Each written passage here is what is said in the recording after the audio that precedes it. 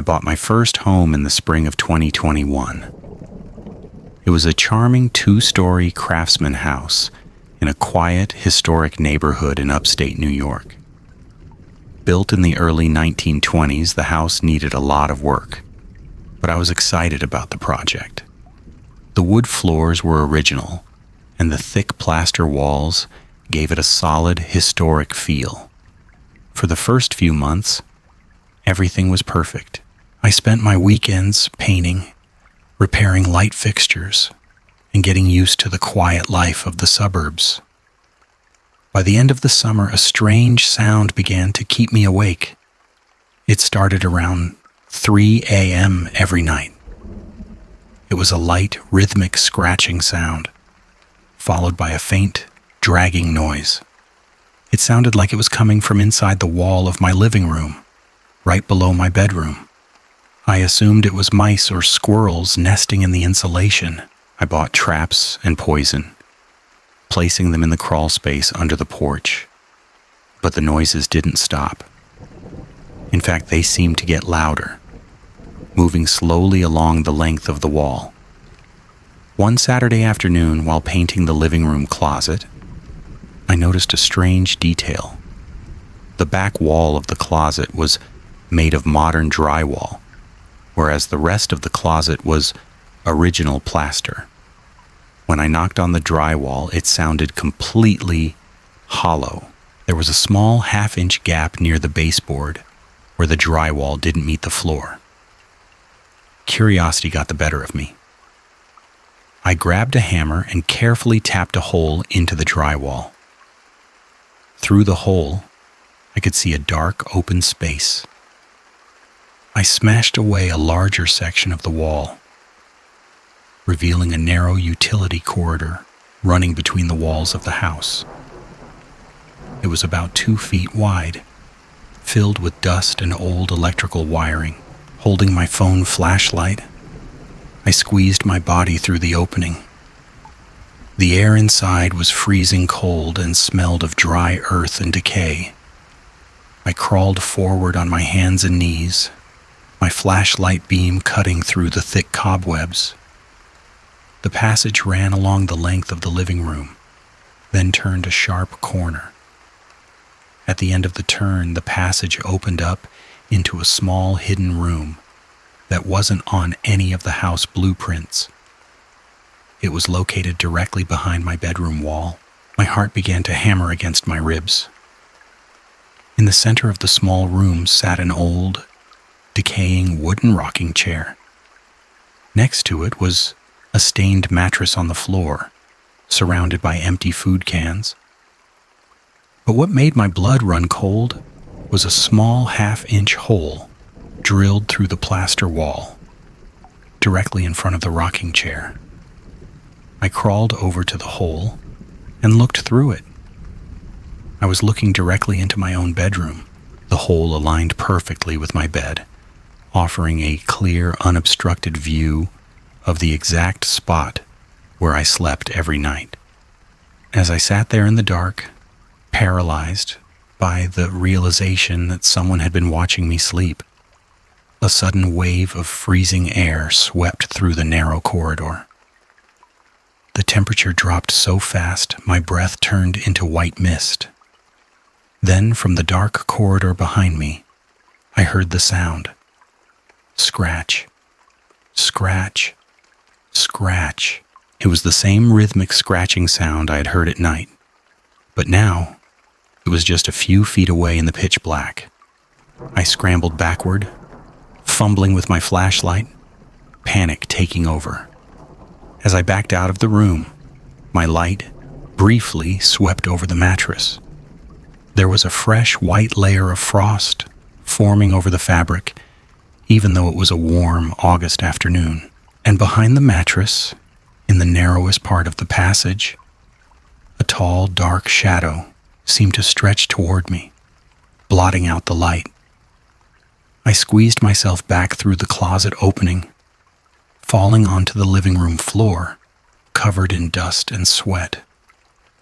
I immediately locked the closet door and called the police. 2 officers arrived and searched the hidden passage. They found no one inside. However, they confirmed that the food cans were recent and the mattress had been used. The officers were sympathetic but said there was no way to identify who had been using the space. I stayed at a hotel that night. The next day, I hired a contractor to fill the hidden corridor with solid concrete and board up the closet. I sold the house 3 months later, taking a financial loss just to get away. I still live in a modern apartment now, where every wall is solid concrete and there are no hidden spaces. But sometimes, when the room gets suddenly cold at 3 a.m., I find myself staring at the wall, waiting for the rocking chair to start moving on the other side. Finding an unexpected space inside your own walls is terrifying enough, but discovering where those hidden paths lead can be much worse. For our next story, a college student in a historic boarding house finds a hidden latch in his wardrobe that leads down to a place where time and logic seem to unravel. I was a junior at a university in Boston when I rented a room in an old 3-story boarding house near campus. The house was built in the late 19th century and had a dark Gothic design. My room was on the 3rd floor, small and drafty, but it had a unique feature: a massive, heavy oak wardrobe built directly into the brick wall. It looked like it had been part of the original structure of the house. During my first week, I noticed a strange vibration coming from the wardrobe. It only happened late at night, usually after midnight. It was a low rhythmic hum that made the wooden panels rattle slightly. I assumed it was the heating pipes or the wind whistling through the old brickwork. I tried to ignore it, but the hum made me feel deeply uneasy, as if there was a heavy machine running right behind my clothes. One night, while looking for a pen that had rolled under the wardrobe, I noticed a small iron lever hidden in the dust at the very back of the bottom shelf. It was partially covered by a loose wooden panel. I reached in and pulled the lever. With a loud, scraping sound, the back panel of the wardrobe swung open like a door. Behind it was a dark, narrow opening in the brick wall. I shone my phone light inside and saw a spiral staircase made of damp, cold stone, winding down into the darkness. Curiosity overcame my fear. I stepped through the wardrobe and began to descend the stone steps. The air grew colder and damp as I went down. The staircase seemed to go down much further than the ground floor of the house. I kept counting the steps. 50, 60, 70. I was now deep underground, far beneath the street level of Boston. Finally, the steps ended in a large, vaulted cellar made of dark red brick. It was silent, the air heavy and still. In the center of the cellar, a circle of old, unlit candles sat on the dirt floor. Inside the circle was a small wooden desk. I walked over, my footsteps echoing softly against the brick arches. On the desk sat a single, leather-bound journal. I opened the journal. The pages were yellowed, but the ink was dark and fresh. As I read the entries, my heart stopped. The journal described my daily routine in meticulous detail. September 12th, he arrived at 4:15 p.m., wore a blue jacket, slept for 7 hours. September 15th, he studied until 2 a.m., left the window open. The handwriting was neat and careful, but the entries didn't start when I moved in. I turned the pages back and found entries dating back to August, weeks before I had even signed the lease. August 20th. The boy from the university will choose the 3rd floor room. The wardrobe is prepared.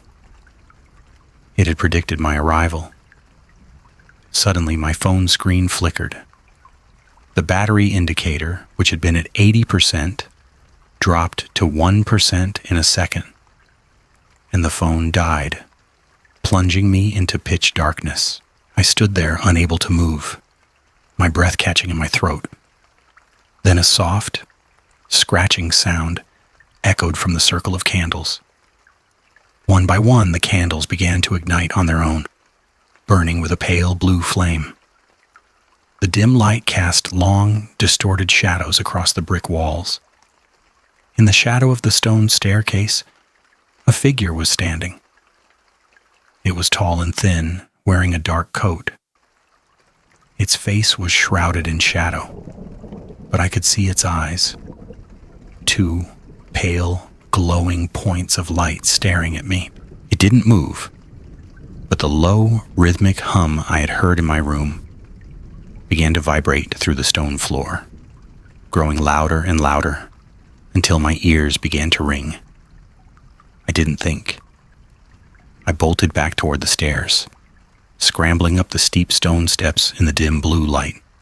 I could hear the sound of heavy, rapid footsteps climbing behind me, the cold draft rushing up the shaft. I reached the top, threw myself through the wardrobe, and slammed the wooden back panel shut, forcing the lever lock back into place. I pushed my heavy desk in front of the wardrobe doors, my hands shaking so hard I could barely stand. I spent the rest of the night sitting against the desk, staring at the wardrobe. The next morning, I packed my bags and left. I contacted the landlord and broke the lease, telling him I had a family emergency. He didn't question it. I sometimes look up the history of that boarding house on the internet. It was built on the site of an old colonial cellar that had been bricked up in the 18th century due to rumors of occult practices.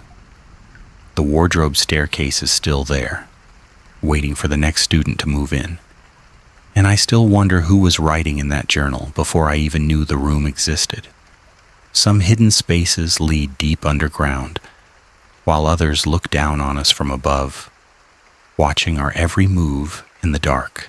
In our final story, a woman staying alone at a remote family home discovers that the scratching in the ceiling wasn't mice, but someone or something capturing her life from the shadows. I am a freelance writer, and I often rent remote cabins to get away from distractions and focus on my work. My family owns a remote cabin in the mountains of Colorado. It is an old, rustic wooden structure surrounded by miles of dense pine forest. In the winter of 2022, I agreed to stay there for 2 weeks to watch the property and make sure the pipes didn't freeze. The cabin was cozy, with a stone fireplace and large wooden rafters spanning the ceiling of the living room. It was the perfect place to disconnect and relax. But after the third day, I began to notice small, unsettling details.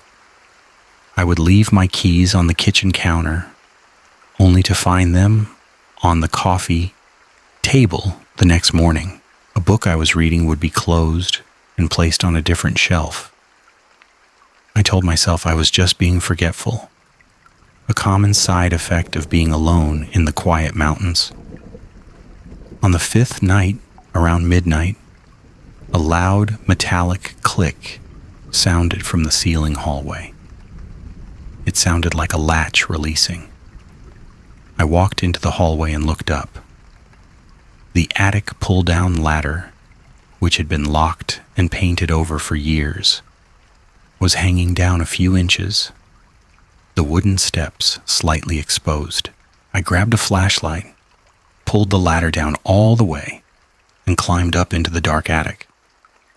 The attic was dusty, filled with old boxes and broken furniture. But as I shone my flashlight around, I noticed a small, low door hidden behind a stack of old mattresses.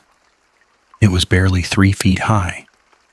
I crawled through the door, my flashlight beam cutting through the thick dust. Behind the door was a narrow, unmapped mezzanine space running directly above the wooden rafters of the living room. The space was clean, free of dust.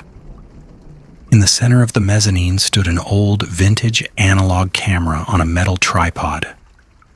The lens was pointed directly down through a ventilation grate in the floor, which looked straight down at the living room couch where I had been sleeping. I walked over to the camera. I checked the film chamber, but it was empty. Yet when I touched the metal body of the camera, it was warm to the touch, as if it had just been used. Suddenly, a wave of freezing air swept through the mezzanine. The air was so cold it stung my skin, and the smell of ozone and old ice filled the space. From the dark, narrow space of the rafters behind me, a low, raspy whisper echoed. "I'm still here." My flashlight beam darted to the rafters.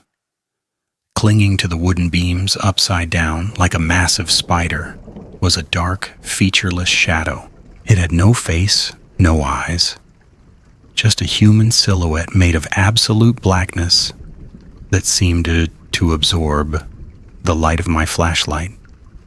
I dropped the flashlight, scrambled back through the small door, and flew down the attic ladder. I didn't stop to pack. I grabbed my car keys, ran out into the freezing night, and drove down the mountain road as fast as my car could go. I drove straight to my parents' house in Denver. A few days later, while unpacking my jacket, I found a small envelope in my pocket. I hadn't put it there. Inside were 3 old Polaroid photos. I looked at the photos, and my heart stopped. They were photos of me sleeping on the cabin couch, taken from a high angle looking down through the ventilation grate. But the photos weren't empty. Standing next to the couch, leaning over my sleeping form, was the dark, featureless shadow. The photos had a date stamp on the back, showing they had been taken just the night before I found the mezzanine. My family sold the cabin the following spring. I still don't know who or what was living in that roof mezzanine or how the photos ended up in my pocket, but I know that some houses have spaces that were never meant to be found and eyes that never stop watching from the dark. There is nothing more unsettling than realizing the house you live in has secrets hidden behind the walls. If these stories made you look twice at the closets and floorboards in your home, please subscribe to The Dark Hour for more chilling tales. Let me know in the comments, what is the most unsettling sound you've ever heard in your house? I'll see you in the dark.